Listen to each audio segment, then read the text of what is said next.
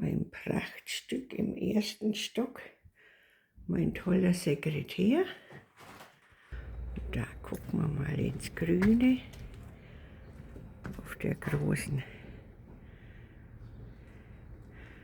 ja, ist ja eigentlich kein Balkon, sondern ist ja viel was Größeres, mitten in der Innenstadt in Dillingen.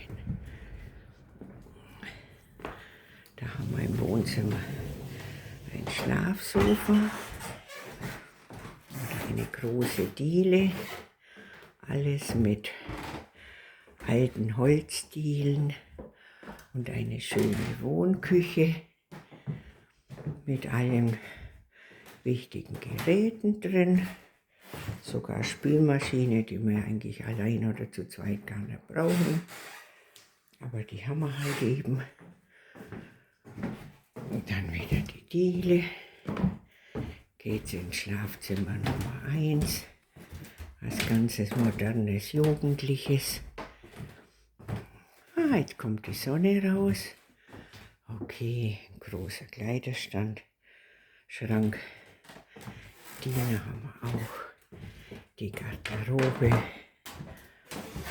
Und da ist dann das Badezimmer, Toilette mit Wanne, Waschmaschine, Waschbecken, großer Spiegelschrank. Und dann noch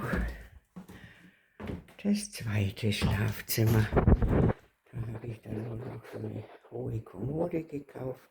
Da ich gesagt habe, der Kleiderschrank ist ja so riesig.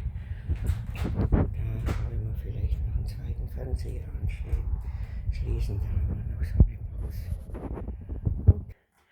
So, und der Kindersitz, der gehört eigentlich, der Tripp-Trapp-Stuhl gehört auch noch in den ersten Stock. Habe ich im Erdgeschoss auch noch mal.